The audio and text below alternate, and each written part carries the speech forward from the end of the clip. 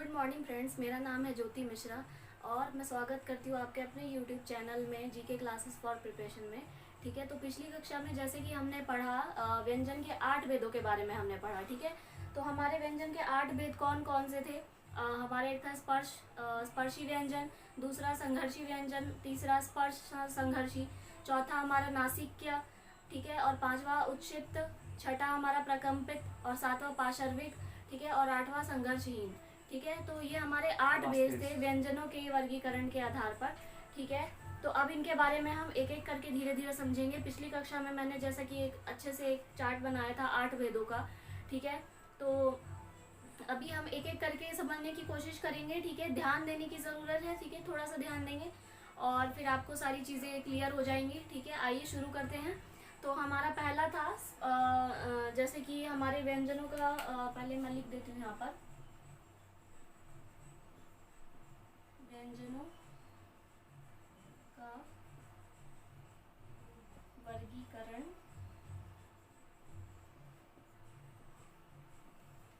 8 भेदों के आधार पर करते हैं। 8 भेद होते हैं।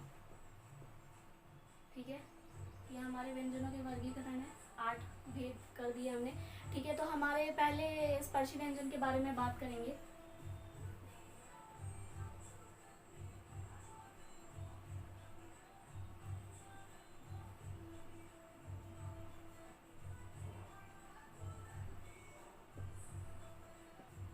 स्पर्शी व्यंजन के बारे में बात करेंगे। ठीक है, स्पर्शी व्यंजन क्या होता है?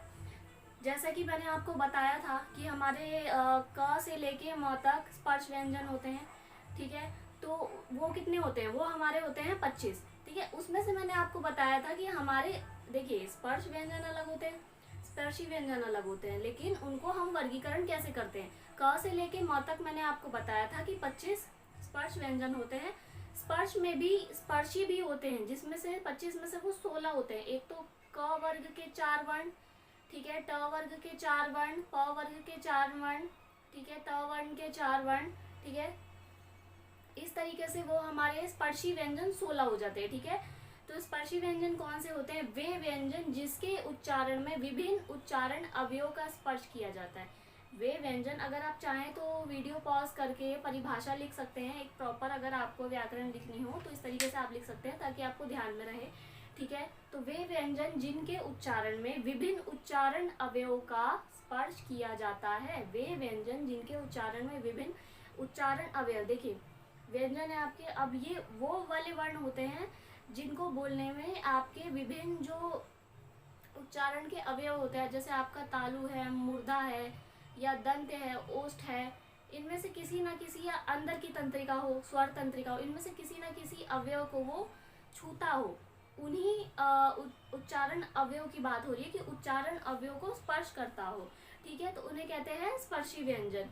ठीक है, तो मैंने बताया था इसमें कौन कौन से वो होते हैं। क वर्ग के जैसे मान लीजिए क वर्ग के 4 वर्ण, क, ख, ग, घ, ठीक है, और ट,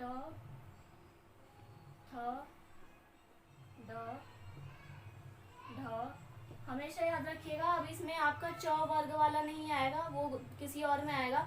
तो इसमें क वर्ग के 4 वर्ण, ट वर्ग के 4 वर्ग, ठीक है, और त वर्ग के त, थ, द, ध, ठीक है, और ये प, फ, ब और भ। ठीक है, कितने हो गए ये आपके? ये आपके हो गए 16 स्पर्शी व्यंजन। तो आपके स्पर्शी व्यंजन होते हैं 16। ठीक है, अब देखिए क वर्ग क्या है? क वर्ग को हम ये कंठ वाली लाइन, कंठ से बोले जाते हैं, क, ख, ग, घ। ठीक है, ट वाला जो लाइन है ये मूर्धा वाली है, ट, ठ, ड, ढ, इनको मूर्धा से उच्चारण किया जाता है। त, थ, द, ध है हमारा ये दंत वाला, इनको दंत से उच्चारण किया जाता है। और प, फ, ब, भ ये ओष्ठ वाला है, इसके इन वर्णों को ओष्ठ से उच्चारण किया जाता है। तो इन वर्णों में जब उच्चारण अवयव का प्रयोग होता है बोलते वक्त, तो इनको कहते हैं स्पर्शी व्यंजन, और ये 16 होते हैं। ठीक है, और स्पर्श व्यंजन में स्पर्शी व्यंजन में कंफ्यूज नहीं होना है। स्पर्श व्यंजन 25 होते हैं और स्पर्शी होते हैं हमारे 16। ठीक है, अब दूसरा है हमारा संघर्षी व्यंजन। इन व्यंजनों को उष्म उष्म संघर्षी भी कहा जाता है।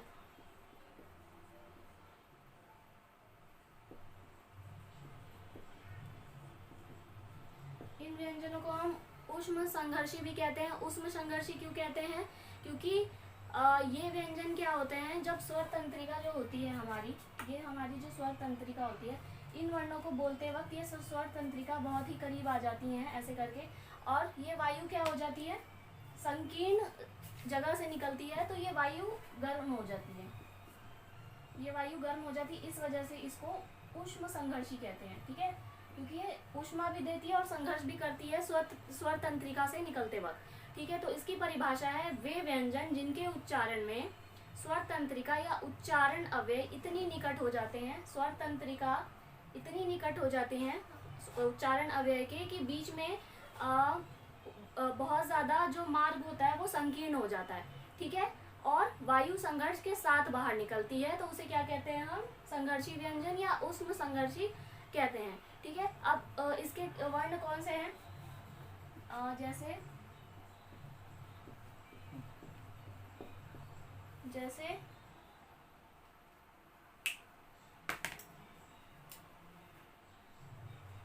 श, स, और ह, ये चार हैं हमारे संघर्षी। इनको बोलते वक्त स्वर तंत्रिका जो है काफ़ी करीब आ जाती हैं और संकीर्ण हो जाने के बाद जो वायु है गर्म होकर बाहर निकलती है, तो ये स्पर्श भी करती है और संघर्ष भी करती है, इसलिए इसे स्पर्श संघर्षी कहा गया है।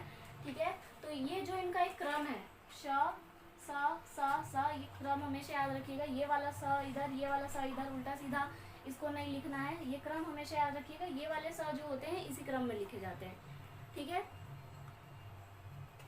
अब हमारा ये हमारा दूसरा भेद हो गया था। अभी हम अपने तीसरे भेद के बारे में बात करेंगे, स्पर्श संघर्षी। ये हमारे संघर्षी व्यंजन है। ठीक है, उष्म संघर्षी इनको कहते हैं, कह सकते हैं। और हमारा तीसरा है स्पर्श संघर्षी। ठीक है,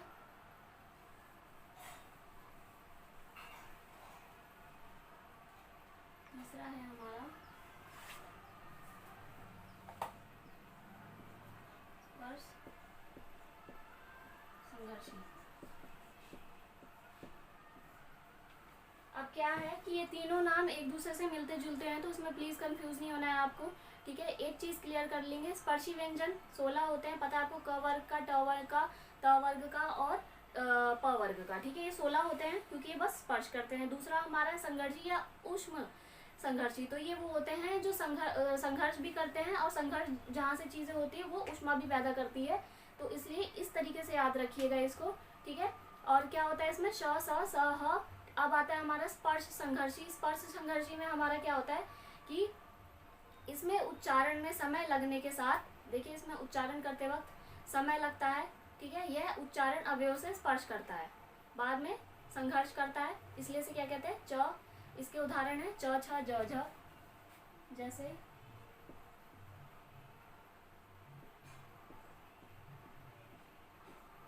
च, छ, ज, झ।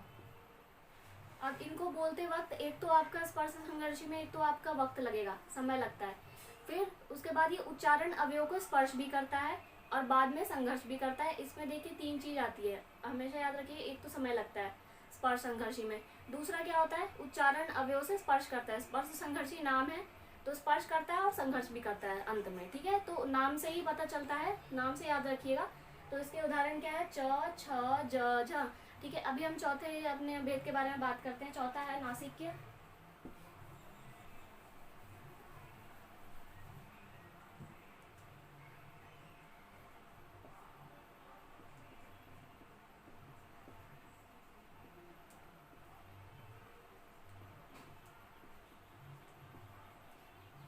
तो नासिक्य से ही जैसे पता चलता है कि ये वे व्यंजन होते हैं जिनके उच्चारण में वायु नाक से निकले। ठीक है, मुख से तो निकलती है लेकिन नाक का प्रयोग ज्यादा होता है इन वर्णों को बोलते वक्त। ठीक है, नासिक्य यानी नाक से, वे व्यंजन जिनके उच्चारण में वायु नाक से निकले। ठीक है, मुख का भी प्रयोग होता है लेकिन वायु नाक से ज्यादा निकलती है। और दूसरी चीज कि इन वर्णों में मतलब नाक का ही ज़्यादा ही प्रयोग होता है। ठीक है, जैसे कि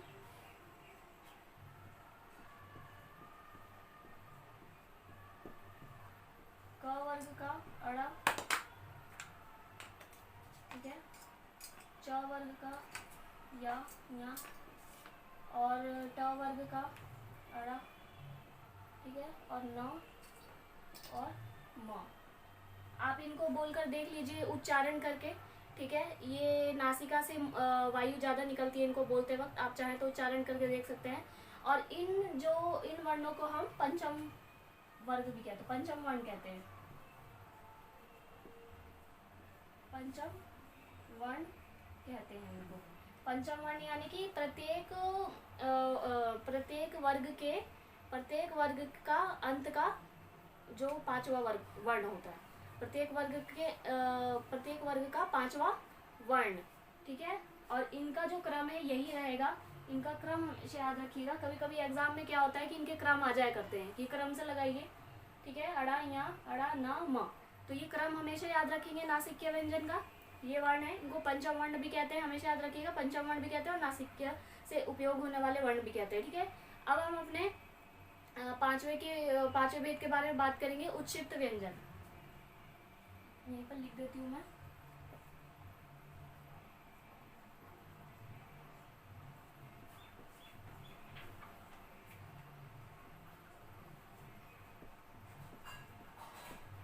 उच्छिष्ट व्यंजन, ठीक है, पांचवा वर्ण है हमारा उच्छिष्ट व्यंजन। ठीक है, उच्छिष्ट का मतलब क्या होता है? उच्छिष्ट का मतलब ऐसा होता है जैसे कि फेंका हुआ, यानी कि वे व्यंजन जिह्वा द्वारा फेंके हुए से प्रतीत हो। ठीक है, वे व्यंजन जो जिह्वा द्वारा फेंके हुए से प्रतीत होते हैं, यानी कि जीवा फेंक रही हो, जैसे अड अड अड। ठीक है, जैसे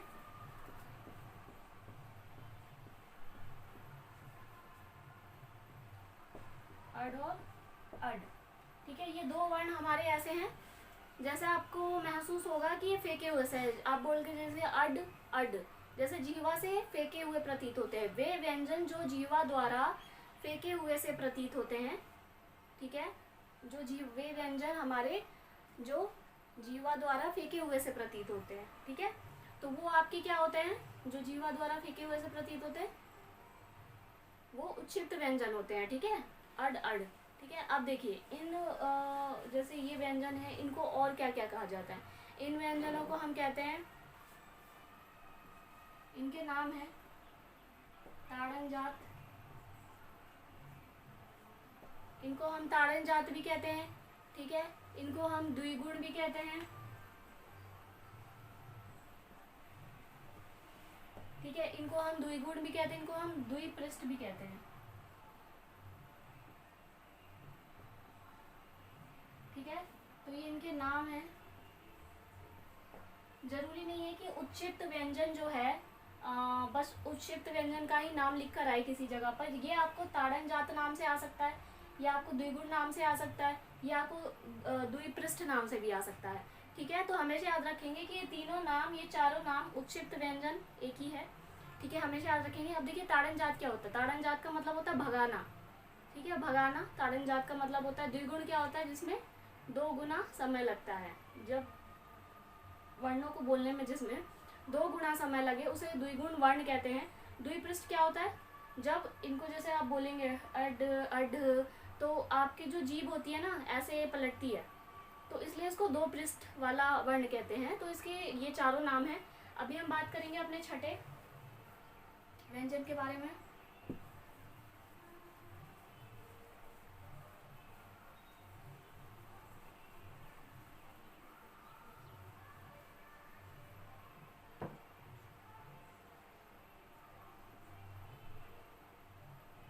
प्रकंपित,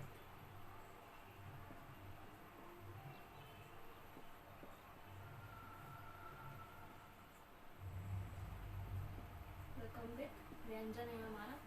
ठीक है, प्रकंपित व्यंजन, प्रकंप का मतलब प्रकंपित होना, यानी कि कंपन होना। वे व्यंजन जिनके उच्चारण में जिह्वा कंपन करती है, जीभ कंपन करती है आपकी, वे व्यंजन जिनके उच्चारण में जिह्वा कंपन करती है उसे क्या कहते हैं? प्रकंपित व्यंजन। जैसे कि हो गया आपका,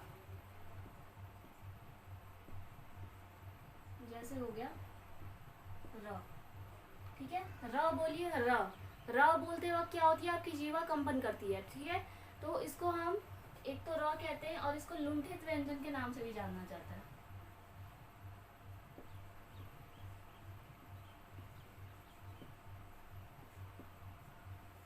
आप इसी प्रकंपित व्यंजन को ही लुंठित के नाम से जानते हैं। लुंठित यानी क्या होता है कि लुढ़कता हुआ, लुढ़कना, ठीक है। तो वे व्यंजन जिनके उच्चारण में जिह्वा कंपन करती है, जैसे र, लुंठित वर्ण भी कहते हैं इनको, लुंठित यानी लुढ़कना, ठीक है। अब इधर ना मैं आपको एक चार्ट बना देती हूँ जो आगे जरूरत पड़ेगी।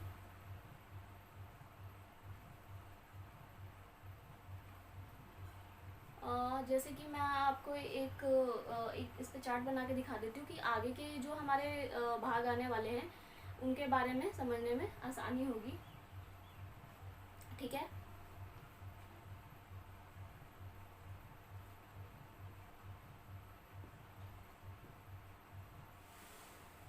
यार अलावा इसमें से देखिए एक हमारा जो र है, र हमारा इसमें से निकल आता है, इसी की बात कर रहे हैं ना हम।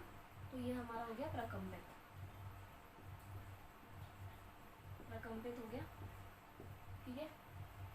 अभी हम अन्य भेदों को भी इसी चार्ट में समझ लेंगे। तो आप चाहें तो एक छोटा सा ये चार्ट बना सकते हैं समझने के लिए, ठीक है। तो प्रकंपित जिसमें हमारी जीवा क्या करती है, कंपन करती है, ठीक है। तो वो उन्हें लुंठित व्यंजन भी कहते हैं, ठीक है। तो जैसे र, अब हमारा सातवां है पाशर्विक।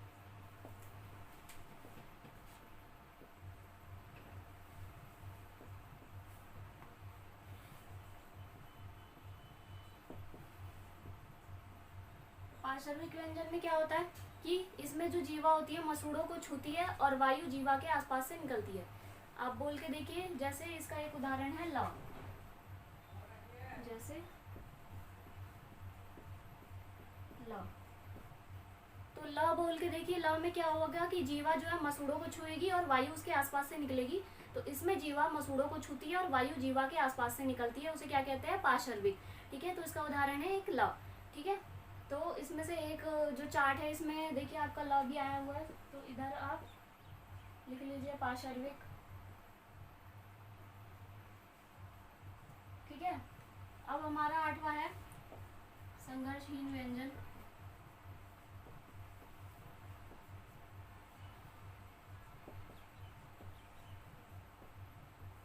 संघर्षहीन व्यंजन में क्या होता है कि वे व्यंजन जिनके उच्चारण में जीवा को संघर्ष नहीं करना पड़ता है, जैसे कि य और व, ठीक है। जैसे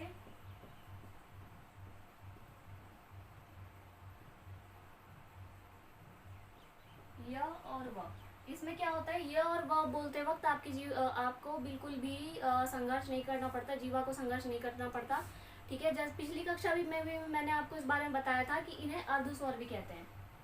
क्या कहते हैं इन्हें, अर्धस्वर, अर्धस्वर भी कहते हैं इनको, ठीक है। यहाँ पे लिख लेते हैं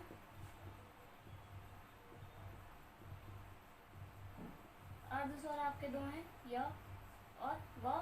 र आपका प्रकंपित है, ल आपका पाशर्विक है, ठीक है। तो ये छोटा सा अगर आप चार्ट बना सकते हैं तो बना लीजिए आप, इससे क्या होगा आप जल्दी से समझ जाएंगे देख के, ठीक है। तो वे व्यंजन जिनके उच्चारण में जीवा को संघर्ष नहीं करना पड़ता, जैसे य व, इन्हें अर्धस्वर भी कहते हैं, क्योंकि जो आप स्वर बोलते हैं अ से लेकर अ तक, उसमें क्या होता है स्वरों में कि जो वायु है बिना किसी कंठ, बिना किसी रुकावट के बाहर निकलती है ना, बिना किसी कंठ में रुकावट किए बाहर निकलती है, इसलिए उनको स्वर कहते हैं। तो ये अर्धस्वर कैसे हुए, क्योंकि इनकी भी जो प्रकृति है उसी प्रकार की है, य व बोल के देख लीजिए आप, तो इसलिए अर्धस्वर कहते हैं, ठीक है। तो आज के लिए इतना ही, आगे हम भाषा और व्याकरण को कंटिन्यू करेंगे, ठीक है। तो आपके अपने चैनल को लाइक, सब्सक्राइब, कमेंट करना ना भूलें, शेयर भी ज़रूर करें, ठीक है। धन्यवाद।